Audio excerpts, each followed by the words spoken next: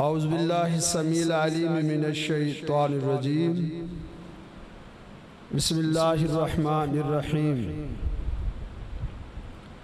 ومن یشاقق الرسول من بعد ما تبین له الہدی ویتبع غیر سبیل المؤمنین نولیہ ما تولی ونصلہ جہنم وساءت مصیرا۔ قال النبی صلی اللہ علیہ وسلم کل امتی یدخلون الجنہ الا من ابا قیل ومن یابا یا رسول اللہ قال من اطاعنی دخل الجنہ ومن عصانی فقد ابا او کما قال النبی صلی اللہ علیہ وسلم۔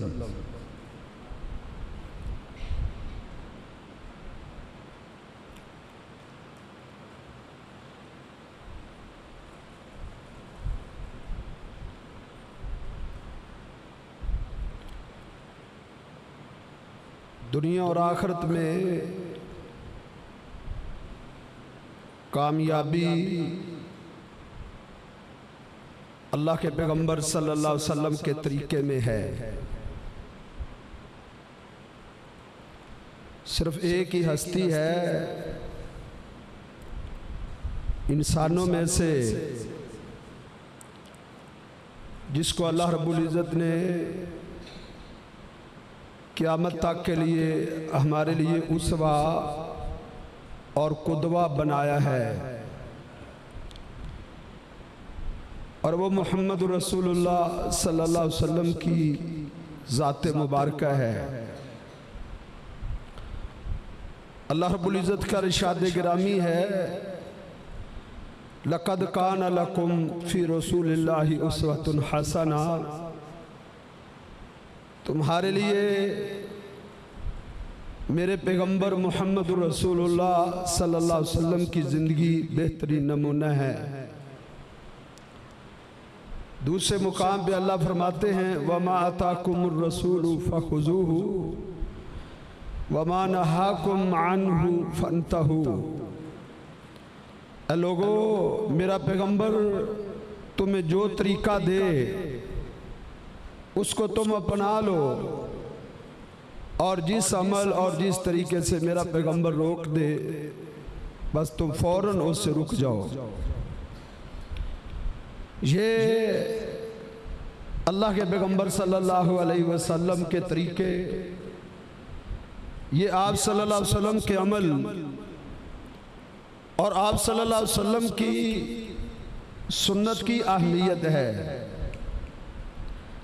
آج ہمیں مکمل ادراک نہیں ہے، اس لیے ہم نے اس معاملے کو معمولی سمجھا ہے کہ اللہ کے پیغمبر صلی اللہ علیہ وسلم کی سنت اور آپ کے طریقے کو معمولی جانتے ہوئے ہم نے اس کو فراموش کر رکھا ہے۔ پچھلے خطبہ میں ایک واضح نکتہ جو 2 اور 2 4 کی طرح تھا وہ کچھ ساتھیوں کو سمجھ آیا ہے کہ وہ ایک ہستی ہے، وہ ایک شخصیت ہے کہ جس کی زبان سے جو نکلتا ہے وہ دین ہے، وہ حق ہے، اور وہ محمد رسول اللہ صلی اللہ علیہ وسلم کی ہستی ہے۔ یہ مقام، یہ رفعت اور یہ عظمت اور کسی کو حاصل نہیں ہے، بلکہ وہ ہستیاں جن کو لوگوں نے اللہ کے پیغمبر کے مقابلے میں کھڑا کیا ہوا ہے، وہ شخصیات، وہ بزرگ وہ ائمہ جن کے قول اور جن کے عمل کو، جن کے طریقے کو اللہ کے پیغمبر کی حدیث کے مقابلے میں ویلیو دی جاتی ہے، ان کے قول پر عمل کیا جاتا ہے، اپنی نمازیں، اپنی عبادات کے طریقے اپنے بزرگوں کے طریقے کے مطابق ڈھالے جاتے ہیں، کتابیں لکھی جاتی ہیں کہ یہ حنفی نماز ہے، یہ شافعی نماز ہے، یہ مالکی نماز ہے۔ نمازوں کے طریقے اپنے اپنے بزرگوں کے طریقوں پر وضع کر لیے گئے ہیں، گھڑ لیے گئے ہیں، اور اللہ کے پیغمبر صلی اللہ علیہ وسلم کی حدیثوں کو، آپ کے طریقے کو پس پشت ڈال دیا گیا ہے۔ تو میں نے عرض کیا تھا کہ وہ بزرگ اور وہ ہستیاں خود بے بانگے دول اعلان کر کے دنیا سے رخصت ہوئی ہیں، دنیا والوں پر واضح کر کے گئے ہیں کہ ہماری کوئی بھی بات، ہمارا کوئی بھی عمل، ہمارا کوئی بھی طریقہ اللہ کے پیغمبر صلی اللہ علیہ وسلم کی سنت، اللہ کے پیغمبر صلی اللہ علیہ وسلم کی حدیث کے مقابلے میں آ جائے تو تم نے ہمارے قول، ہمارے عمل اور ہمارے طریقے کو دیوار پہ مارنا ہے، اور اللہ کے پیغمبر صلی اللہ علیہ وسلم کے طریقے کو، آپ کی سنت کو تھام لینا ہے۔ یہ ائمہ کی تعلیمات ہیں، یہ بات میں نے واضح کی، حقیقت پہ مبنی بات تھی، اللہ نے کچھ لوگوں کو سمجھ دے دی، صرف یہ ایک نقطہ ان کے دلوں میں بیٹھ گیا، ان کے ذہنوں میں پیوست ہو گیا کہ ائمہ تو خود کہہ گئے ہیں کہ ہماری ہر بات کو نہ لکھا کرو، ہماری ہر بات پہ عمل مت کیا کرو جب تک تم اس کی دلیل نہ پالو، کیونکہ ہم انسان ہیں، ہمیں غلطیاں بھی لگتی ہیں، درست فتوے بھی ہم سے صادر ہوتے ہیں، لہذا ہمارے ہر فتوے پر عمل مت کرو۔ یہ بات سمجھ آئی اللہ کے فضل سے، جس کی دل کی زمین زرخیز ہوتی ہے اللہ اس کو سمجھ دے دیتا ہے، جو سلیم الفطرت ہے، جو فطرت دل لے کر بیٹھا ہے کہ جو بات قرآن اور حدیث کی ہوگی اس کو میں سینے سے لگاؤں گا، اللہ نے سمجھ دے دی کچھ لوگوں کو، اور انہوں نے رفع الیدین جیسی عظیم سنت کو سینے سے لگا لیا، تو ان کو حق سے پھیرنے کے لیے، سنت سے ہٹانے کے لیے پوری ایڑی چوٹی کا زور لگایا جا رہا ہے کہ نہیں جی رفع الیدین تو منسوخ ہو گیا ہے۔ اللہ کے نبی صلی اللہ علیہ وسلم نے آخری زندگی میں منع کر دیا تھا۔ میرے بھائیوں، حقیقت کو سمجھو، حقیقت کو جانو، جو جیے وہ دلیل دیکھ کر جیے، اور جو مرے وہ واضح دلیل کو سمجھ کے مرے، حقائق کی بنیاد پہ اور دلائل کی بنیاد پہ زندگی کو بسر کرنا چاہیے۔ آج یہ الجھن ختم ہو جانی چاہیے، کوئی کسی مغالطے میں نہ رہے۔ اللہ کے پیغمبر صلی اللہ علیہ وسلم جب نماز شروع کرتے تھے تو رفع الیدین کرتے تھے، اللہ کے پیغمبر صلی اللہ علیہ وسلم جب رکوع جاتے تھے رفع الیدین کرتے تھے، اللہ کے پیغمبر صلی اللہ علیہ وسلم جب رکوع سے سر اٹھاتے تو آپ رفع الیدین کرتے تھے۔ اگر نماز 3 رکعت والی ہوتی یا 4 رکعت والی تو تیسری رکعت کے لیے اٹھتے ہوئے پھر اللہ کے پیغمبر صلی اللہ علیہ وسلم اپنے دونوں ہاتھوں کو اٹھا کر رفع الیدین کرتے۔ یہ اللہ کے پیغمبر صلی اللہ علیہ وسلم کی دائمی سنت ہے، غیر متروکہ اور غیر منسوخہ سنت ہے۔ اظہر من الشمس، چڑھتے ہوئے سورج کی طرح واضح، یہ اللہ کے پیغمبر صلی اللہ علیہ وسلم کا عمل ہے۔ کتابیں بڑی بڑی ہیں، میں حیران ہوں جب کتب حدیث کی ورگردانی کرتا ہوں، میں حیران رہ جاتا ہوں جب کتب تواریخ کی ورگردانی کرتا ہوں۔ محدثین، ائمہ، فقہاء، صحابہ کرام کی زندگیاں پڑھتے ہیں، انہوں نے اس سنت سے کس قدر محبت کی ہے، کس قدر محبت کی ہے کہ آپ اس کا تصور نہیں کر سکتے کہ اللہ کے پیغمبر صلی اللہ علیہ وسلم کی یہ سنت اس قدر عظیم سنت ہے۔ میں نے آج ہی امام اوزاعی، بہت بڑے ایک امام ہیں، میں نے ان کا قول پڑھا۔ قول کیا تھا؟ انہوں نے کہا کہ جاننا چاہیے کہ سنت میں سے ہے، اللہ کے پیغمبر صلی اللہ علیہ وسلم کی سنت میں سے ہے کہ جب انسان نماز شروع کرے تو رفع الیدین کرے، رکوع جائے تو رفع الیدین کرے، رکوع سے سر اٹھائے تو رفع الیدین کرے۔ کہتے ہیں فیما اجمع علیہ علماء الحجاز و علماء البصرہ و علماء الشام، یہ اللہ کے پیغمبر کی ایسی سنت ہے، ایسی اجمع علیہ علماء الحجاز، مکہ اور مدینے کے تمام علماء کا اس پر اجماع ہے، سب کا اس سنت پر اتفاق ہے، مدینے اور مکہ کے تمام علماء کا اس پر اتحاد ہے، صرف مکہ اور مدینے کے علماء نہیں۔ وَعُلَمَاءُ الْبَصْرَةِ تھی، بصرہ کے علماء کا بھی اس پر اتفاق ہے۔ وَعُلَمَاءُ الشَّامِ، ملک شام کے علماء کا بھی اس پر اجماع ہے کہ اللہ کے پیغمبر صلی اللہ علیہ وسلم نماز شروع کرتے، رکوع جاتے، رکوع سے اٹھتے تو رفع الیدین کیا کرتے تھے۔ آگے کیا لکھتے ہیں امام اوزاعی؟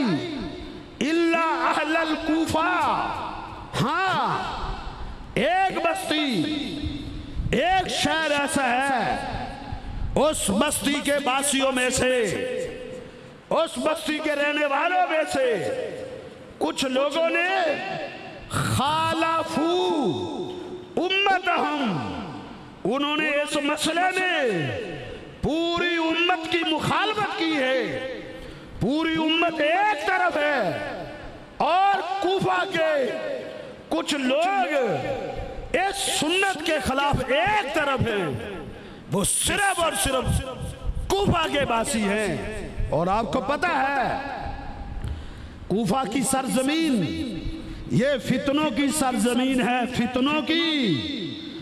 اہل کوفہ نے اللہ کے پیغمبر صلی اللہ علیہ وسلم کی سنتوں پر کئی بار اعتراض اٹھایا ہے، نہیں سمجھ آئی اٹھاؤ صحیح بخاری کو۔ ایک صحابی بصرہ کوفہ میں تھے، کوفے میں، اور اس کی نماز پر اعتراض اٹھا دیا۔ اللہ کے پیغمبر صلی اللہ علیہ وسلم کے صحابی کی نماز پر اہل کوفہ نے اعتراض اٹھا دیا، کہا کہ سعد ہمیں نماز صحیح نہیں پڑھاتے۔ ان کی شکایت عمر بن خطاب رضی اللہ تعالیٰ عنہ کی عدالت میں لگائی گئی، صحیح بخاری میں موجود ہے۔ امام بخاری رحمہ اللہ لے کر آئے ہیں کہ عمر بن خطاب رضی اللہ تعالیٰ عنہ کے پاس جب اہل کوفہ کی یہ شکایت پہنچی کہ سیدنا سعد ہمیں نماز صحیح نہیں پڑھاتا، عمر بن خطاب رضی اللہ تعالیٰ نے حضرت سعد کو بلا لیا اور کہا سعد اہل کوفہ نے تیری شکایتیں کی ہیں اور تیری نماز پر بھی انہوں نے اشکال اٹھا دیا ہے۔ تو حضرت سعد نے کیا جواب دیا؟ کہا امیر المومنین میرا رب جانتا ہے میں اہل کوفہ کو وہ نماز پڑھ کر دکھاتا ہوں، میں انہیں اس طرح کی نماز پڑھاتا ہوں جس طرح کی نماز پڑھتے ہوئے میں نے اپنے نبی محمد رسول اللہ صلی اللہ علیہ وسلم کو دیکھا تھا۔ اے امیر المومنین میں نے اللہ کی پیغمبر کی نماز میں ذرہ برابر بھی آج تک کمی نہیں کی۔ آپ لوگوں کو بھیجے وہ کوفے کا سروے کریں اور سلیم الفطرت لوگ ملیں گے جو گواہی دیں گے کہ نہیں سعد صحیح نماز پڑھاتا ہے۔ حضرت عمر بن خطاب نے کچھ لوگوں کو بھیجا، انہوں نے کوفے کا سروے کیا، ایک محلے میں گئے، لوگوں سے سعد کی نماز کے بارے میں پوچھا، ان کے بارے میں جو اعتراضات تھے ان کے بارے میں پوچھا، چند ایک لوگوں کے سوا سب نے یہ گواہی دی کہ نہیں سعد میں سب شکایات باطل ہیں، سب جھوٹ ہیں، نماز بھی صحیح پڑھاتا ہے اور بھی کوئی اس پر اعتراض نہیں ہے۔ تو پھر حضرت سعد نے اس شخص کے خلاف بددعا کر دی، وہ بددعا بھی صحیح البخاری میں موجود ہے، اس شخص کے خلاف بددعا کر دی جس نے حضرت سعد پر اعتراضات کیے تھے، حضرت سعد کی نماز پر اشکالات اٹھائے تھے۔ کیا بددعا کی؟ 3 بددعائیں کی اس کے خلاف۔ پہلی بددعا یہ کی تھی اللہم اعطل عمرہ، اللہ اس کی عمر کو لمبا کر دے، یہ لمبی عمر پائے، ذلت والی عمر پائے، اور اس کو اندھا کر دے اور اس کو فتنوں میں مبتلا کر دے۔ دنیا نے دیکھا، کوفے کے در و دیوار نے دیکھا، کوفے کی گلیوں نے دیکھا، کوفے کے چوکوں نے دیکھا کہ وہ شخص جس نے اللہ کے پیغمبر کی صحابی کی نماز پر اعتراض اٹھائے تھے، اس نے کیا بولتا تھا؟ لمبی عمر ہو گئی تھی اس کی اور اندھا ہو گیا تھا، ٹھوکریں کھاتا تھا، گلیوں میں گر جاتا تھا اور چہرہ لہولہان ہو جاتا تھا، اور کیا کہتا تھا؟ چوکوں اور چوراہوں میں گرا ہوتا تھا، لوگ اس کو اٹھاتے کہتے تجھے کیا ہو گیا ہے؟ وہ کہتا ہے مجھے چھوڑ دو، اصابتنی دعوت سعد، مجھے سعد کی بددعا لے گئی، اصابتنی دعوت سعد، مجھے سعد کی بددعا لے گئی۔ یہ اہل کوفہ تھے۔ اہل کوفہ کے سوا جاؤ آج بھی دنیا کو چھان مارو، جاؤ چلے جائیں، آپ حجاز میں چلے جائیں، مکہ چلے جائیں، مدینے چلے جائیں، شام میں چلے جائیں، یمن میں چلے جائیں، اندلس میں چلے جائیں، بغداد میں چلے جائیں، جاؤ دنیا کے کونے کونے کو چھان مارو، آپ کو لوگ ملیں گے جو اس طرح کی نماز پڑھتے ہیں جس طرح کی نماز اللہ کے پیغمبر صلی اللہ علیہ وسلم پڑھتے تھے۔ نماز شروع کرتے وقت رفع الیدین کرتے ہیں، رکوع میں جاتے ہوئے رفع الیدین کرتے ہیں، رکوع سے اڑتے ہوئے رفع الیدین کرتے ہیں۔ ہاں صرف بر صغیر پر اور کوفے پر یہ تسلط ہے، یہاں اس چیز کی مخالفت کی جاتی ہے، یہاں اس کا مذاق اڑایا جاتا ہے، اللہ کے پیغمبر صلی اللہ علیہ وسلم کی اس سنت کے ساتھ ٹھٹھا کیا جاتا ہے۔ کبھی تو یہ کہا جاتا ہے تم مکھیاں مارتے ہو، کتنے ظلم کی بات ہے، کتنے ظلم کی بات ہے۔ اللہ کے پیغمبر صلی اللہ علیہ وسلم کی سنت کا تمسخر اڑایا جاتا ہے، مذاق اڑایا جاتا ہے کہ تم مکھیاں مار رہے ہو۔ کبھی کہتے ہیں کہ وہ لوگ تو اللہ کے نبی صلی اللہ علیہ وسلم کے پیچھے بت لے کر آ جاتے تھے، بتوں کو گرانے کے لیے اللہ کے نبی نے کہا تھا رفع الیدین کرو، وہ تو بتوں کے لیے تھا، پرلے درجے کا جھوٹ ہے۔ آج تک یہ بات کسی کی سامنے نہیں ملی کہ لوگ اللہ کے پیغمبر کے پیچھے بت لے کر آ جاتے تھے۔ یہ جھوٹ ہے، اللہ کی قسم یہ افسانہ ہے۔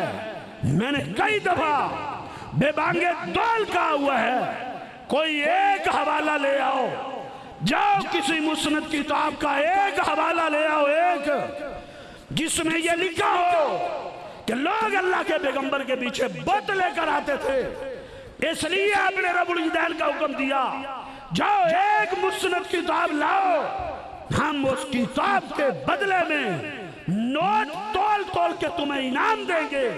لیکن آج تک اللہ کے فضل سے کسی کو جرأت نہیں ہوئی، آج تک کسی کے اندر ہمت پیدا نہیں ہوئی کہ وہ آتا، وہ کوئی کتاب لے کر آتا کہ دیکھو یہ دلیل موجود ہے کہ لوگ اللہ کے نبی کے پیچھے بت لے کر آتے تھے۔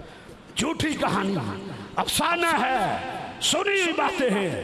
اس قسم کی کہانیاں، اس قسم کے قصے، اس قسم کے آباطیل، اس قسم کے افسانے گھڑ کے لوگوں کو اللہ کے پیغمبر صلی اللہ علیہ وسلم کی سنت سے ہٹایا جا رہا ہے، اللہ کے پیغمبر کی سنت سے دور کیا جا رہا ہے۔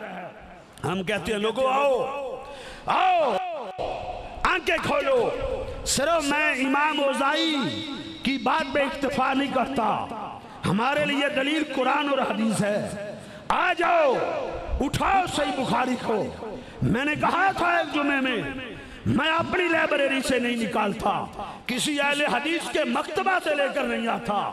جاؤ تم اپنے مکتبے سے، تم اپنی لائبریری سے، تم اپنے مولوی صاحب سے صحیح البخاری لے کر آؤ، آدھے گھنٹے کے لیے لے کر آؤ، صرف آدھے گھنٹے کے لیے صحیح البخاری لے کر آؤ، صحیح مسلم لے کر آؤ، ابو داود لے کر آؤ، ترمذی لے کر آؤ، نسائی لے کر آؤ، ابن ماجہ لے کر آؤ، مسند ابو یعلا لے کر آؤ، آؤ صحیح ابن خزامہ لے کر آؤ، صحیح ابن حبان لے کر آؤ، مصنف عبد الرزاق لے کر آؤ، ابن ابی شیبہ لے کر آؤ، مسند احمد لے کر آؤ۔ جاؤ حدیث کی کوئی کتاب لاؤ، کتب حدیث میں سے، اپنی لائبریری میں سے حدیث کی کوئی کتاب اٹھا کے لے آؤ۔ یہ فقیر الاللہ الغنی تمہیں کھول کے دکھائے گا اللہ کے پیغمبر صلی اللہ علیہ وسلم کی نماز کیسی تھی، اللہ کے پیغمبر کا رکوع کیسا تھا، اللہ کے پیغمبر کا سجدہ کیسا تھا۔ اور لاؤ اپنی کتابیں لے کر آؤ، اپنے علماء سے لے کر آؤ، نکال کے ہم دیں گے۔ صحیح بخاری میں عبداللہ بن عمر رضی اللہ تعالیٰ عنہ سے مروی ہے، عبداللہ بن عمر فرماتے ہیں میں نے اللہ کے پیغمبر صلی اللہ علیہ وسلم کو دیکھا، نبی علیہ السلام اذا قام فی الصلاۃ، جب آپ نماز میں کھڑے ہوتے، رفع یدیہ حذو منکبیہ، اللہ کے نبی صلی اللہ علیہ وسلم اپنے دونوں ہاتھوں کو اپنے کندھوں کے برابر اٹھاتے تھے، اور اسی طرح جب رکوع کرتے کان یفعل ذلک، میں اللہ کے نبی صلی اللہ علیہ وسلم کو دیکھتا، اللہ کے نبی اسی طرح کرتے تھے۔ وَإِذَا رَفَعَ رَأْسَهُ مِنَ الرُّكُوعِ، جب اللہ کے نبی رکوع سے سر اٹھاتے کان یفعل ذلک، اسی طرح کرتے، وَلَا يَفْعَلُ ذَلِكَ فِي السُّجُودِ، ہاں سجدے میں اٹھتے بیٹھتے ہوئے رفع الیدین نہیں کرتے تھے۔ یہ صحیح البخاری میں موجود ہے، صحیح البخاری میں حدیث نمبر 737 ہے، 736 ہے کہ اللہ کے پیغمبر صلی اللہ علیہ وسلم رفع الیدین کرتے تھے۔ اور یہ ایسی حدیث ہے جو صحیح مسلم میں موجود ہے، بخاری میں موجود ہے، مسلم میں موجود ہے۔ یہ دو کتابیں ایسی کتابیں ہیں کہ جن پر پوری امت کا اجماع ہے، پوری امت نے بے بانگے دول کا ہے، یک زبان کا ہے، انا اصح الکتبی بعد کتاب اللہ الباری الصحیح للامام بخاری، قرآن کے بعد پوری امت کا، پوری امت کی یہ پکار ہے، انا اصح الکتبی بعد کتاب اللہ الباری، قرآن مجید کے بعد سب سے زیادہ صحیح کتاب روئے زمین پر، آسمان کی چھت کے نیچے الصحیح للامام بخاری، وہ امام بخاری کی لکھی ہوئی کتاب صحیح بخاری ہے۔ یہ تو مخالفین نے بھی مانے ہیں، یہ تو انہوں نے بھی مانے ہیں۔ صحیح بخاری کو تو وہ بھی مانتے ہیں۔ صحیح بخاری جب تک وہ اپنے مدرسے میں پڑھا نہ لے اس وقت تک کسی کو سند نہیں دیتے، اس وقت تک کسی کو سند نہیں دی جاتی۔ صحیح مانتے ہیں لیکن ہم پوچھتے ہیں وہ ہمیں جواب دو۔ تم بھی کہتے ہو کہ قرآن کے بعد صحیح ترین کتاب بخاری ہے، تو کیا مطلب ہے اس کے صحیح ہونے کا؟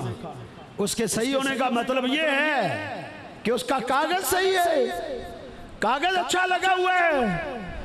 کیا صحیح ہونے کا یہ معنی ہے کہ اس کی کتابت صحیح ہے؟ وہ ہمیں بھی بتاؤ، وہ ہمیں جواب دو۔ اور تمہارے اکابرین نے مانا اور تمہارے بڑوں نے مانا، صحیح بخاری کی عظمت کے سامنے گھٹنے ٹیکنے پر تمہارے اکابرین مجبور ہوئے۔ ہمیں بتاؤ، تم بھی کہتے ہو یہ صحیح ہے، تو کیا مطلب ہے صحیح ہونے کا؟ اس کی جلد صحیح ہے کیا؟ اس پر جو وہ گتا لگا ہوا ہے وہ صحیح ہے؟ کیا معنی صحیح کا؟ اور تمہارے اکابر کہیں گے صحیح ہونے کا مطلب یہ ہے کہ اس کے اندر جو اللہ کے نبی صلی اللہ علیہ وسلم کی حدیثیں ہیں وہ بالکل 100% صحیح ہے، اس پر امت کے کسی شخص نے اعتراض نہیں کیا۔ آ جاؤ، لاؤ بخاری، تم لے کر آؤ اپنے مولوی صاحب سے، بخاری تم لے کر آؤ۔ ہم دکھاتے ہیں، نہ دکھائیں، جو چاہے سزا دینا۔ بخاری کو لاؤ، اٹھاؤ، حدیث نمبر 736 اٹھاؤ۔ عبداللہ بن عمر رضی اللہ تعالیٰ عنہ اللہ کے پیغمبر صلی اللہ علیہ وسلم کی نماز بیان کیا کرتے تھے، لیکن آج لوگ کہتے ہیں نہیں، اللہ کے نبی کی ابتدائی زندگی میں رفع الیدین تھا، مکے میں رفع الیدین تھا، مدینے چلے گئے ہیں تو رفع الیدین منسوخ ہو گیا تھا۔ او میرے بھائیوں، علم کی دنیا میں، حقائق کی دنیا میں اس دعوے کی کوئی ویلیو نہیں ہے۔ کیوں ویلیو نہیں ہے؟ جو میں نے حدیث پیش کی، اس کے راوی عبداللہ بن عمر رضی اللہ تعالیٰ عنہ ہیں، یہ عمر بن خطاب کے بیٹے ہیں۔ انہوں نے اللہ کے نبی کو مکے میں بھی نماز پڑھتے ہوئے دیکھا، انہوں نے میرے نبی کو مدینے میں بھی نماز پڑھتے ہوئے دیکھا، اور اللہ کے پیغمبر کے دنیا سے جانے کے بعد میرا نبی دنیا چھوڑ گیا تھا۔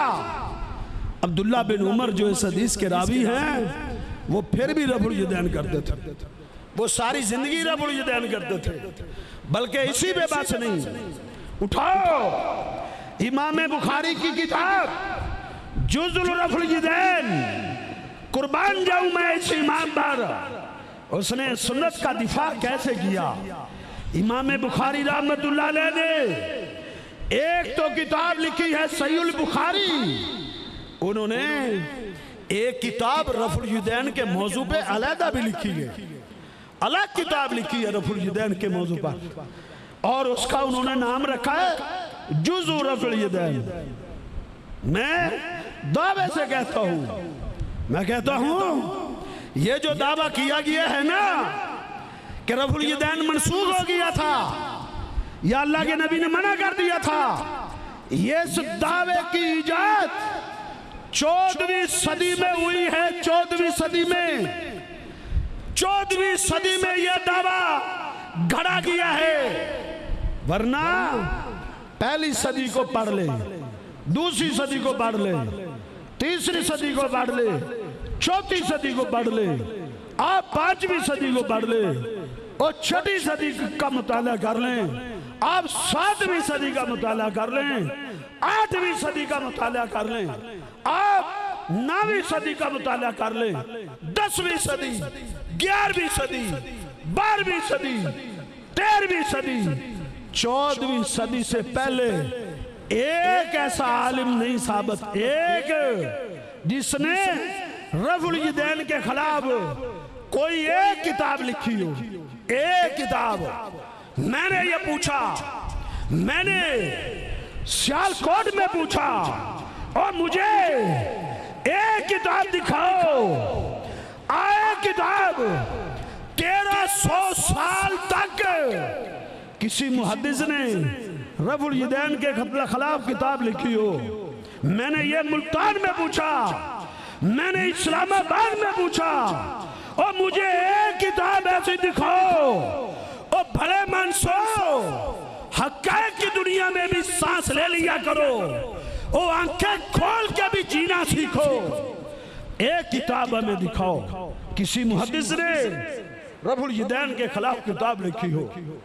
آؤ ہم تمہیں دکھاتے ہیں۔ اللہ کے فضل سے محدثین نے رفع الیدین پر کتابیں لکھی ہے۔ امام بخاری نے جزء رفع الیدین لکھی ہے، اور امام حاکم نے رفع الیدین کے موضوع پہ 2 جلدوں میں کتاب لکھی ہے۔ امام ابن خزیمہ نے رفع الیدین کے موضوع پر کتاب لکھی ہے۔ بے شمار محدثین ہیں جنہوں نے رفع الیدین کے اس بات میں اس کو ثابت کرنے کے لیے انہوں نے کتابیں لکھی ہے۔ پھر بیسیوں نہیں، سینکڑوں اللہ کے پیغمبر کی حدیثیں جمع کی ہیں، سینکڑوں۔ میرے بھائی یہ منسوخ نہیں ہے۔ تم کہتے ہو یہ منسوخ ہے، اگر منسوخ ہوتا عبداللہ بن عمر رضی اللہ تعالی عنہ جو حدیث کے راوی ہیں، وہ اللہ کے پیغمبر کے دنیا سے رخصت ہو جانے کے بعد تو رفع الیدین نہ کرتے۔ اٹھاؤ صحیح بخاری کو، اٹھاؤ صحیح مسلم کو، اٹھاؤ ابو داود کو، اٹھاؤ ترمذی و نسائی کو، اور اٹھاؤ مسند حمیدی کو، اور اٹھاؤ مسند ابی عوانہ کو۔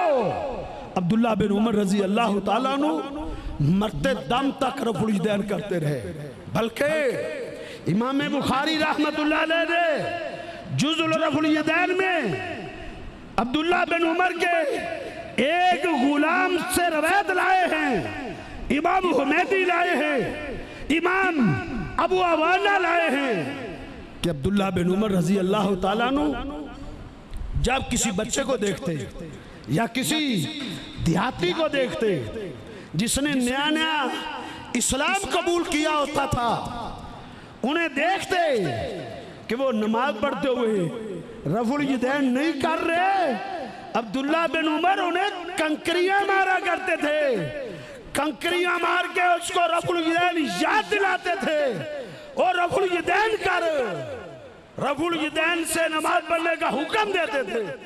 وہ تو پتھروں سے مار مار کے رفع الیدین کروایا کرتے تھے۔ تم نے آج یہ داستانیں بنا لی کہ مکہ میں رفع الیدین تھا، مدینہ میں رفع الیدین منع ہو گیا تھا۔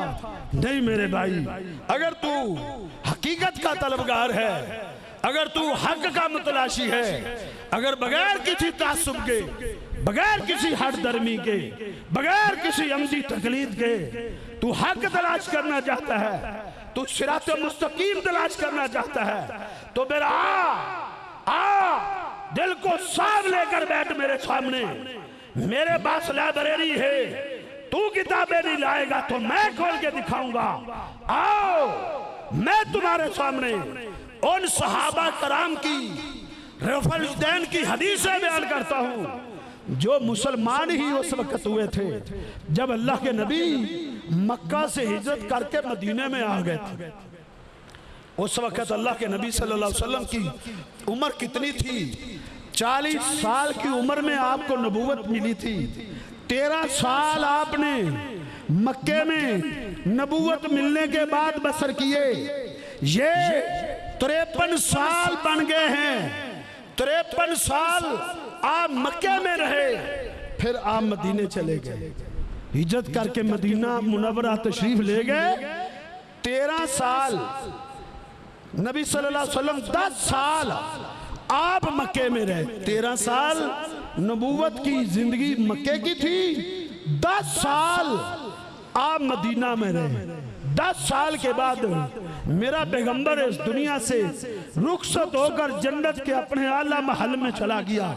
آجو ان 10 سالوں کی بات کرتے ہیں, آجو فیصلہ کرتے ہیں, آجو حقائق کو کھولتے ہیں, آجو کتب حدیث کی ورگردانی کرتے ہیں.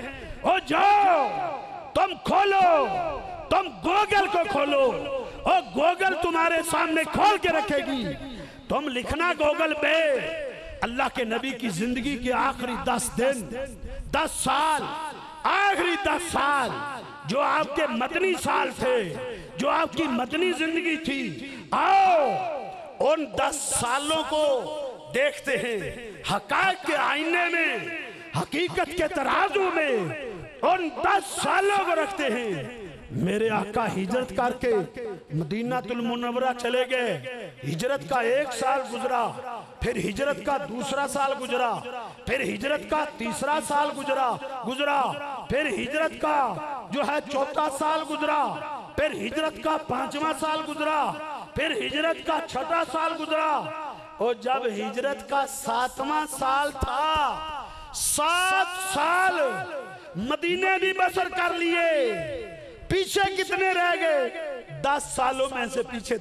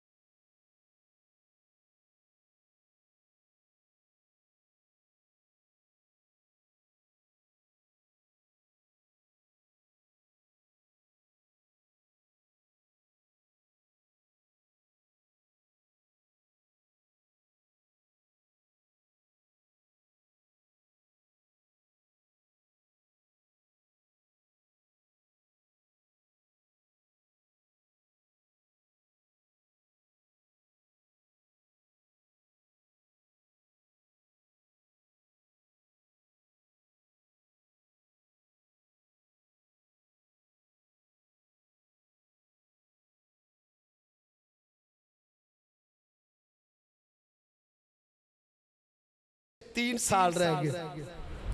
میرے نبی کے 3 سال زندگی باقی تھی, اور محدث الامہ سیدنا ابو ہریرہ رضی اللہ تعالیٰ عنہ مسلمان ہوئے. کب مسلمان ہوئے؟ جاؤ اٹھاؤ تاریخ کی کتابوں کو, اپنے اکابرین کی کتابوں کو اٹھاؤ, کہ جب سیدنا ابو ہریرہ رضی اللہ تعالیٰ عنہ اس وقت مسلمان ہوئے تھے جب اللہ کے پیغمبر صلی اللہ علیہ وسلم جنگ خیبر سے واپس پلٹے تھے.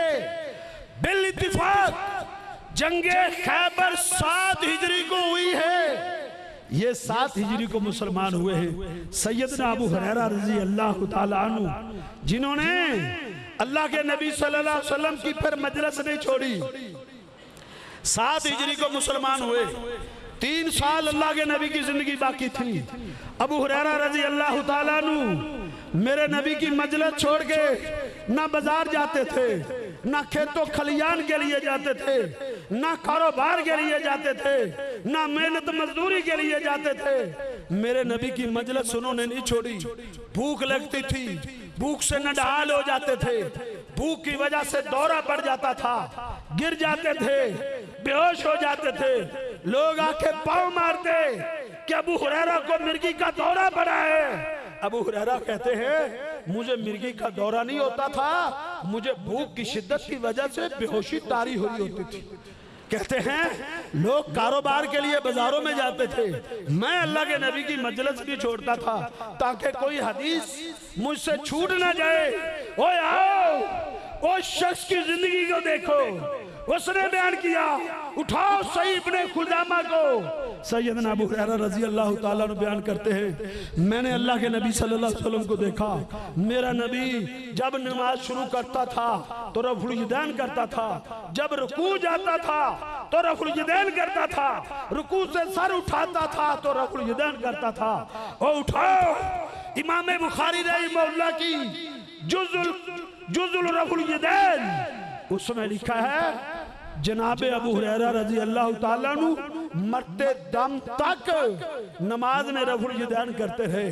ہم تم سے سوال کرتے ہیں، ادب سے پوچھتے ہیں، اخلاق سے پوچھتے ہیں، التماس کرتے ہیں، ہمیں بتاؤ میرے نبی کی وفات سے 3 سال پہلے مسلمان ہونے والا شخص، اس نے میرے نبی کو رفع الیدین کرتے ہوئے دیکھا ہے، اس نے ساری نمازیں میرے نبی کے پیچھے پڑھی ہیں، اس نے تو وہ تو میرے نبی کی زندگی میں کبھی جہاد کے میدان میں بھی نہیں گیا تھا، وہ میرے نبی کی مجلس میں رہا ہے، اس نے میرے نبی کو ایک دفعہ بھی رفع الیدین نہ کرتے ہوئے نہیں دیکھا، انہوں نے جب بھی دیکھا ہے میرے نبی کو رفع الیدین کرتے ہوئے دیکھا۔ تم اس کا انکار کیسے کر سکتے ہو؟ پھر میں نے صحیح بخاری کو اٹھایا، صحیح بخاری میں دیکھا سیدنا ابو ہریرہ رضی اللہ تعالیٰ عنہ جب لوگوں کو نماز پڑھ کے دکھاتے تھے پھر قسم اٹھاتے تھے۔ قسم کیا اٹھاتے تھے؟ لوگوں والذی نفسی بیدہ، لوگوں مجھے اس ذات کی قسم جس کے ہاتھ میں ابو ہریرہ کی جان ہے، جس طرح کی نماز میں نے تمہیں پڑھ کر دکھائی ہے، انہیا کانت صلاۃ رسول اللہ صلی اللہ علیہ وسلم حتی لاقی اللہ تعالیٰ۔ اور لوگوں جس طرح کی نماز میں پڑھتا ہوں میرا نبی اسی طرح نماز پڑھتا تھا، میرا نبی اسی طرح نماز پڑھتا حتی لاقی اللہ تعالیٰ، حتیٰ کہ وہ اپنے اللہ کو جا ملے۔ اسی طرح نماز پڑھتے پڑھتے وہ اپنے رب کے پاس چلے گئے۔ ہمیں بتاؤ، اور ہمیں ہمارے پلے بھی کچھ ڈالو نا، ہمیں بتاؤ زندگی کا وہ کون سا موڑ ہے جس میں رفع الیدین کو منسوخ کیا گیا ہے، اس سنت سے روکا گیا ہے؟ نہیں میرے بھائی، ایک بھی ایسی صحیح حدیث آپ نہیں لا سکتے کہ میرے نبی نے منع کر دیا۔ آگے چلتے ہیں، آگے بڑھتے ہیں۔ امام بخاری رحمت اللہ علیہ نے صحیح بخاری میں ایک روایت لائے ہیں ابو قلابہ الجرمی سے۔ ابو قلابہ کیا کہتے ہیں؟ کہتے ہیں میں نے مالک بن حویرث کو دیکھا، انہو رعا مالک بن الحویرث، میں نے صحابی رسول مالک بن حویرث کو دیکھا نماز پڑھتے ہوئے ان کی بستی میں، ان کے علاقے میں۔ وہ نماز کیسے پڑھ رہے تھے؟ اپنی مسجد میں نماز پڑھ رہے تھے۔ مالک بن حویرث انہوں نے جب نماز شروع کی تو رفع الیدین کیا، رکوع کا ارادہ کیا تو رفع الیدین کیا، رکوع سے سر اٹھایا تو رفع الیدین کیا۔ اور ابو قلابہ کہتے ہیں کہ وہ حدثا ان النبی صلی اللہ علیہ وسلم سانا ہاکذا، کہتے ہیں جب وہ نماز سے فارغ ہوئے انہوں نے کہا میں نے اللہ کے نبی کو اس طرح نماز پڑھتے ہوئے دیکھا ہے۔ یہ کون کہہ رہے ہیں؟ مالک بن حویرث۔ کون کہہ رہے ہیں؟ یاد کر لو اور نوٹ کرو، مالک بن حویرث یہ میرے پیغمبر کا صحابی ہے، صحابی مالک بن حویرث۔ کب مسلمان ہوا تھا؟ کب آیا تھا؟ چھوڑتا ہوں اپنی کتابوں کو، چھوڑتا ہوں اپنے اسلاف کی کتابوں کو، اور جاؤ اٹھاؤ علامہ عینی حنوی رحمہ اللہ کی کتاب عمدۃ القاری شرح صحیح بخاری کو اٹھاؤ۔ وہ کیا کہتے ہیں؟ وہ کہتے ہیں مالک بن حویرث ان لوگوں میں سے تھے جو 9 ہجری کو مسلمان ہوئے تھے۔ مالک بن حویرث اللہ کے نبی کے پاس اس وقت آئے تھے جب آپ جنگ تبوک کی تیاری کر رہے تھے۔ گوگل کو اٹھانا، کھولنا گوگل کو، وہ بڑا فہم و فراست کا مالک ہے، تو بہت پڑھ گیا ہے، بڑی ڈگریاں لے گیا ہے، تو بڑا سمجھدار ہے۔ میں تیرے فہم اور تیری سمجھداری کو سلام پیش کرتا ہوں۔ تو علم حقائق کی دنیا میں اپنے تجربے کو، اپنے فہم کو لا، لکھ گوگل پہ، دکھنا کب مالک بن حویرث مسلمان ہوئے۔ اس وقت اللہ کے نبی صلی اللہ علیہ وسلم جنگ تبوک کی تیاری کر رہے تھے۔ حافظ ابن حجر نے لکھا ہے اس بات کو اپنی مایہ ناز شرح فتح الباری میں، علامہ کسلانی حلبی نے اپنی جو ہے نا بخاری کی شرح میں لکھا کہ مالک بن حویرث اس وقت مسلمان ہوئے جب اللہ کے نبی صلی اللہ علیہ وسلم تبوک کی تیاری کر رہے تھے۔ ہاں، یہ نبی علیہ السلام کے پاس آئے، یہ بھی لکھا ہوا ہے۔ کب آئے یہ بھی لکھا ہوا ہے۔ ان کی عمر کیا تھی وہ بھی لکھا ہوا ہے۔ یہ جب آئے تھے کتنے لوگ تھے وہ بھی لکھا ہوا ہے۔ اللہ کے نبی کے پاس کتنے دن رہے وہ بھی لکھا ہوا ہے۔ جب اللہ کے نبی کے پاس ٹھہرے، جانے لگے، اللہ کے نبی نے ان کو کیا کہا وہ بھی لکھا ہوا ہے۔ کہاں لکھا ہوا ہے؟ اور فتح الباری میں لکھا ہوا ہے، اور البدایہ والنہایہ میں لکھا ہوا ہے، صحیح البخاری میں بذات خود لکھا ہوا ہے۔ امام بخاری لکھتے ہیں کہ مالک بن حویرث آئے تھے، یہ 10 نوجوان تھے، 10 نوجوان تھے، 10 شبابن متقاربون۔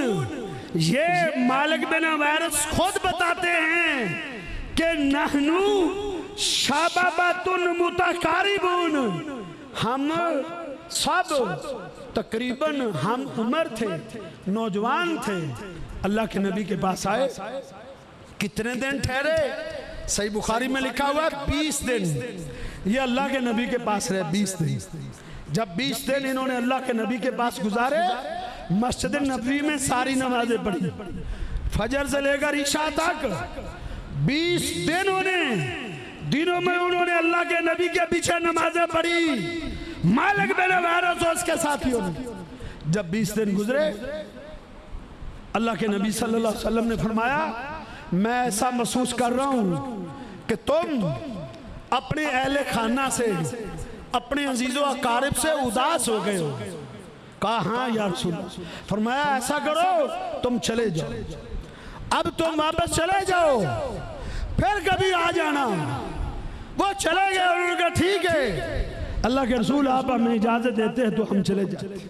یہ صحیح بخاری میں لکھا ہوا ہے۔ پھر اسی میں بس نہیں، میرے نبی نے ان کو الوداع کیا، میرے نبی نے مدینہ سے باہر نکل کر اور ان سے الوداعی ملاقات کی، اور میرے نبی نے آخری وصیتیں کی، کیونکہ میرے نبی کو اندازہ تھا شاید دوبارہ ملاقات نہ ہو سکے، شاید زندگی میں دوبارہ اکٹھ نہ ہو سکے۔ پھر ہوا بھی نہیں تھا۔ پھر مالک بن حویرث پر کبھی بھی اللہ کے نبی کے بعد دوبارہ نہیں آئے۔ اللہ کے نبی نے مدینہ سے رخصت کرتے ہوئے مالک بن حویرث اس کے ساتھیوں کو کیا کہا تھا؟ آپ نے فرمایا صلو کما رأیتمونی اصلی۔ او مالک بن حویرث، او سن لو، صلو کما رأیتمونی اصلی۔ یہ بخاری ہے، بخاری او امت کا جس پر اجماع ہے، دنیا کی صحیح ترین حدیث کی کتاب۔ اللہ کے نبی نے فرمایا تم نے نماز اس طرح پڑھنی ہے جس طرح تم نے مجھے پڑھتے ہوئے دیکھا ہے۔ اللہ کے نبی کے پاس 20 دن رہے، کتنی نمازیں انہوں نے اللہ کے نبی کے پیچھے پڑھی؟ وہ گننا جانتے ہو وہ کتنی نمازیں پڑھی؟ 100 نمازیں۔ مالک بن حویرث نے 9 ہجری کو میرے نبی کی وفات سے 1.5 سال پہلے کی بات ہے، 100 نمازیں پڑھی، کہا جاؤ تم نے اس طرح نماز پڑھنی ہے جس طرح مجھے پڑھتے ہوئے دیکھا ہے، آ جاؤ آ جاؤ، اور تم فیصلہ چاہتے ہو، اور آ جاؤ حقیقت کو پانا چاہتے ہو، آ جاؤ۔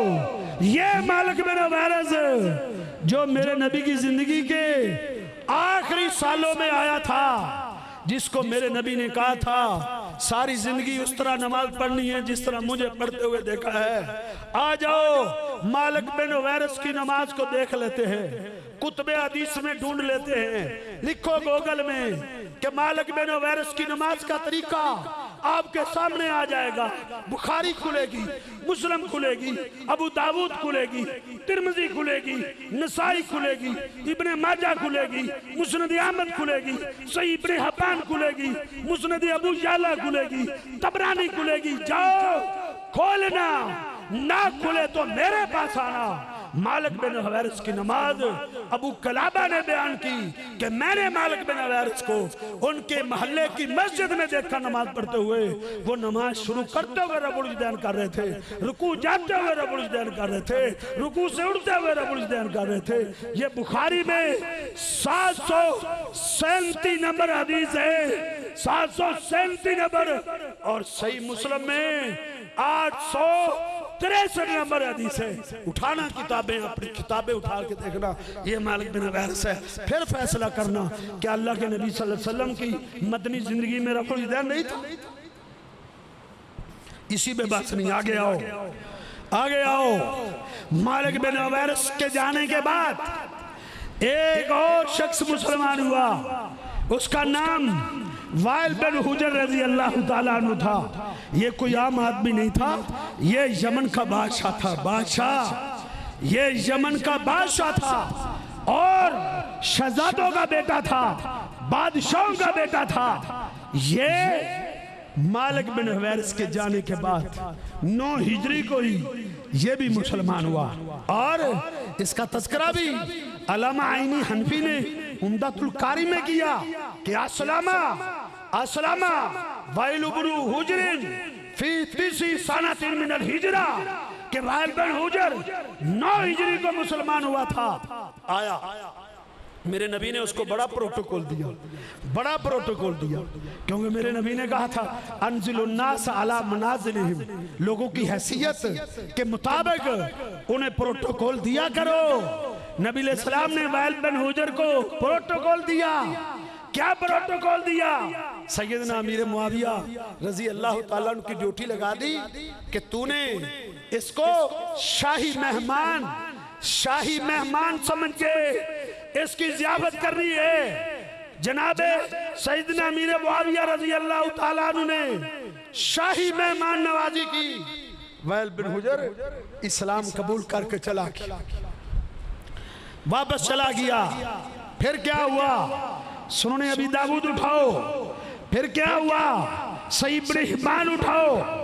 1 سال گزرنے کے بعد وائل بن حجر نے پھر رکھتے سفر باندھا اور کہا میں مدینے جانا چاہتا ہوں۔ لوگوں نے کہا پچھلے سال گئے تھے، اب کیوں جا رہے ہو؟ صحیح ابن حبان میں کہتے ہیں لَأَنْظُرَنَّ إِلَىٰ صَلَاةِ رَسُولِ اللَّهِ صلی اللہ علیہ وسلم، میں اپنے نبی کی نماز چیک کرنا چاہتا ہوں، بے غور اور اچھے طریقے سے میں اپنے نبی کی نماز دیکھنے جانا چاہتا ہوں کہ میرا نبی نماز کیسے پڑھتا ہے۔ پہلی دفعہ آئے 9 ہجری کو، پھر سال بعد آئے، پھر کتنی ہجری کو آئے؟ اور دوبارہ 10 ہجری کو آئے، 10 ہجری کو۔ اور حساب جانتے ہو نا، اور پہلی دفعہ 9 ہجری کو آئے، اسلام قبول کیا، چلے گئے۔ پھر کب آئے؟ 10 ہجری کو آئے، اور کیا کس لیے آئے؟ اللہ کے نبی کی نماز کو دیکھنے آئے تھے۔ اللہ اکبر۔ کہتے ہیں سردی کا موسم تھا جب میں دوبارہ آیا، کہتے ہیں سردی کا موسم تھا، مسجد نبوی تھی، مدینہ المنورہ تھا، اور روضۃ من ریاض الجنہ تھا، اور میرا پیغمبر روضۃ من ریاض الجنہ میں کھڑا تھا۔ وائل بن حجر بیان کرتے 10 ہجری کی بات ہے، میں نے اللہ کے نبی کو دیکھا، پیچھے ان نفوس قدسیہ کو دیکھا، وہ کھڑے ہیں۔ میں نے کیا دیکھا؟ سردی کا موسم تھا، فی الشتائی، سردی شدید تھی، میرے پیغمبر نے بھی کمبل اوڑا ہوا تھا، صحابہ نے بھی چادریں اوڑی ہوئی تھی، میرے پیغمبر پر بھی چادر تھی، صحابہ پر بھی چادریں تھی۔ میں نے کیا دیکھا؟ میرے نبی نے نماز شروع کی تو چادر سے ہاتھ بیر نکال کر رفع الیدین کیا، صحابہ نے بھی کیا۔ پھر میرے نبی نے جب رکوع کا ارادہ کیا، اخرج یدیہ من الصوب، میرے نبی صلی اللہ علیہ وسلم نے چادر سے ہاتھ نکالے، ابو بکر و عمر و عثمان و علی نے بھی چادروں سے ہاتھ بیر نکالے اور رفع الیدین کیا، رکوع جاتے ہوئے رفع الیدین کیا، رکوع سے اٹھتے ہوئے رفع الیدین کیا۔ وہ ہجری کون سی ہے؟ وہ سال کون سا ہے؟ یہ 10 ہجری کی بات ہے۔ تم کہتے ہو مکہ میں رفع الیدین تھا، مدینے میں نہیں تھا، اور میں مدینے کی بات کر رہا ہوں، مدینے کے آخری سالوں کی بات کر رہا ہوں۔ یہ میرے نبی صلی اللہ علیہ وسلم کی سنت کا انہوں نے مشاہدہ کیا، میرے پیغمبر کی نماز سیکھی اور پھر ان کا واپس جانا۔ میں نے کسی حدیث میں نہیں پڑھا کہ وہ نبی علیہ السلام کی زندگی میں واپس چلے گئے ہوں، یہ کسی روایت میں نہیں آیا۔ یہ حوالہ صحیح مسلم میں ہے کہ وائل بن حجر نے سردی میں اللہ کے نبی صلی اللہ علیہ وسلم کو رفع الیدین کرتے ہوئے دیکھا۔ اختصار کرتا ہوں، دلائل تو بڑے ہیں، کتابیں بڑی ہیں، حقائق بڑے ہیں۔ کبھی آپ موقع دیں، کبھی آپ وقت دیں، آپ میرے پاس آئیں یا آپ مجھے اپنے پاس بلائیں، میں کتابیں آپ کو دکھاؤں، میں حقائق آپ کو دکھاؤں، حقائق آپ کے سامنے رکھوں، آپ اس کو پرکھیں، مجھے بتائیں اگر میں نے غلط بیانی کی ہے، اگر میں نے حقائق کو مسخ کیا ہے، مجھے بتانا، جو جائز میرے لیے سزا تجویز کرنا۔ اگر میں حقیقت آپ کے سامنے رکھوں اور وہ چڑھتے ہوئے سورج کی طرح حقیقت نہ ہو، وہ چڑھتے ہوئے اس دن کی روشنی کی طرح حقیقت نہ ہو تو اعتراض کرنا۔ اگر حقائق پر مبنی ہے، آپ کا فرض بنتا ہے آپ اللہ کے پیغمبر کی سنت کو مانیں۔ وَمَن يُشَاقِقِ الرَّسُولَ مِن بَعْدِ مَا تَبَيَّنَ لَهُ الْهُدَىٰ وَيَتَّبِعْ غَيْرَ سَبِيلِ الْمُؤْمِنِينَ نُوَلِّهِ مَا تَوَلَّىٰ وَنُصْلِهِ جَهَنَّمَ وَسَاءَتْ مَصِيرًا۔ یہ وعید ہے، وعید جو میرے پیغمبر کی سنت کو سن لے، پڑھ لے، جان لے، پھر اس سنت کو اپنائے گا نہیں کہ میرے امام نے نہیں کیا تھا، میرے مولوی نے نہیں کیا تھا، میرے بڑوں نے نہیں کیا تھا، یہ عذر نہیں چلے گا میرے بھائی۔ حقائق کی دنیا میں آ، سنت کا پیروکار بن، سنت کا تابعدار بن جا، سنت کو اپنا۔ آگے آئیں، کہتے ہیں اللہ کے نبی نے آخری زندگی میں رفع الیدین چھوڑ دیا تھا۔ اٹھاؤ سنن کبریٰ بہقی، میرے پاس عربی نسخہ بھی موجود ہے، میرے پاس مترجم نسخہ جس کا ترجمہ آل دیوبند نے کیا ہے، وہ ترجمہ بھی میرے پاس ہے۔ آؤ عربی دیکھنا چاہو عربی دیکھ لینا، مترجم جو تمہارے بڑوں نے ترجمہ کیا ہے وہ دیکھنا چاہو وہ دیکھ لینا۔ کیا لکھا ہوا ہے؟ اللہ کے نبی صلی اللہ علیہ وسلم نے آخری نماز، اپنی زندگی کی آخری نماز پڑھانے کے لیے مسجد میں تشریف لائے۔ ابو بکر صدیق جماعت کروا رہے تھے اور مصلی نبوی پر کھڑے تھے۔ نبی علیہ السلام 2 صحابہ کے کندھے پر ہاتھ رکھے ہوئے آئے، پیچھے سے صحابہ نے سبحان اللہ کہا، ابو بکر صدیق سمجھ گئے، پیچھے ہٹنے کی کوشش کی۔ میرے نبی نے آگے بڑھ کے ابو بکر کے کندھے پہ ہاتھ رکھا، کہا کھڑے رہو، مصلی پر ہی کھڑے رہو، مصلی پہ کھڑے رہے۔ میرے آقا آ کے بیٹھ گئے اور ابو بکر صدیق کو اپنے دائیں کر لیا، خود بائیں بیٹھ گئے، خود امام بن گئے، ابو بکر مقتدی بن گیا، صحابہ ابو بکر کے مقتدی بن گئے۔ میرے نبی نے ایسے نماز پڑھی، یہ آخری نماز تھی، میرے نبی بیٹھے ہوئے تھے، ابو بکر کھڑے تھے۔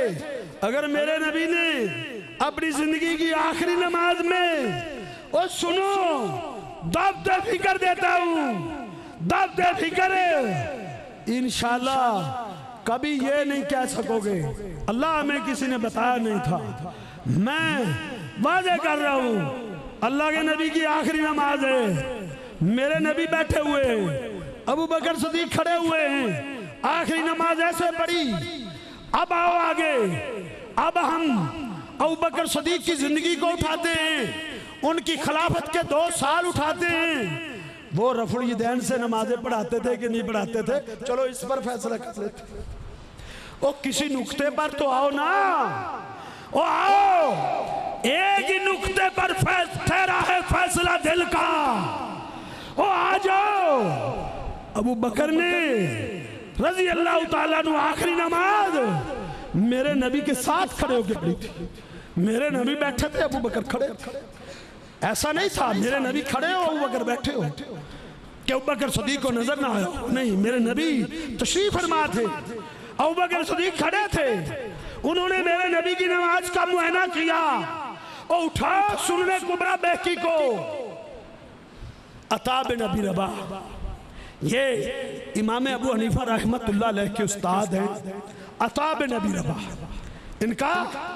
ان کو سرچ کرنا گوگل پہ, عطا بن ابی رباح یہ امام ابو حنیفہ کا استاد ہے. اور امام ابو حنیفہ رحمت اللہ علیہ ان کے بارے میں کیا کہا کرتے تھے؟ ما رأیت افضل من عطا ابن ابی رباح. اور لوگوں, میں نے بڑے بڑے لوگ دیکھے ہیں لیکن عطا بن ابی رباح سے افضل شخص میں نے کوئی نہیں. آخری حوالہ ذکر کرتا ہوں, لگتا ہے بارش بھی ہو رہی ہے, رحمت بھی برس رہی ہے. انشاءاللہ رحمت بھی برس رہی ہے. اور جن کے دل زرخیز زمین کی طرح ہوں گے انشاءاللہ کتاب و سنت کی اس بارش سے بھی وہ مستفید ہوں گے. انشاءاللہ انہیں سمجھ آئے گی. جو اپنے دلوں کو سلیم دل رکھتے ہیں وہ تحقیق کریں گے. میرے کہنے کا میں یہ مطلب نہیں وہ مان کے اٹھیں گے, میرا مطلب یہ وہ کتابیں کھولیں گے, تحقیق کریں گے, اپنے علماء سے پوچھیں گے, لائبریریاں کھولیں گے, گوگل کو کھول کے چیک کریں گے. جو تحقیق کرنا چاہتے ہیں تو آؤ دیکھتے ہیں. سیدنا ابو بکر صدیق رضی اللہ تعالیٰ رفع الیدین کرتے تھے یا نہیں؟ عطا بن ابی رباح یہ امام ابو حنیفہ رحمہ اللہ کے استاد ہیں. ان کو کسی نے رفع الیدین کرتے ہوئے دیکھا. مکہ میں رہتے تھے, مکہ والوں کے مفتی تھے, مکہ والوں کے عالم تھے. آج بھی مکہ میں رفع الیدین ہے. انہوں نے عطا بن ابی رباح سے رفع الیدین سیکھا. عطا بن ابی رباح کو رفع الیدین کرتے ہوئے جب دیکھا تو پوچھا گیا رفع الیدین کیوں کرتے ہو؟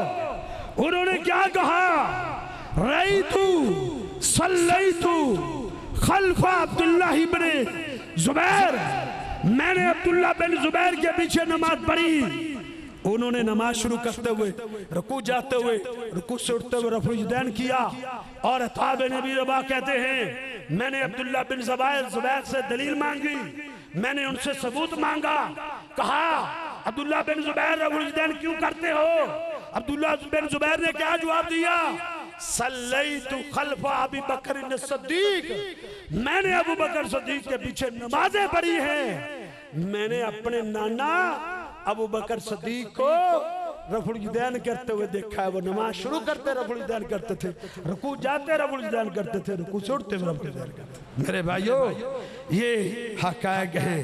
اب جس کا دل چاہے پائے روشنی, میں نے تو اپنا سینہ چیر کے سرے عام رکھ دیا ہے. اب تمہاری مرضی ہے, اور جیو تو دلیل دے کر جیو, اور جو اپنانا ہے دلال میں اپنانا ہے. ھذا ما عندی واللہ اعلم بالصواب. قولوا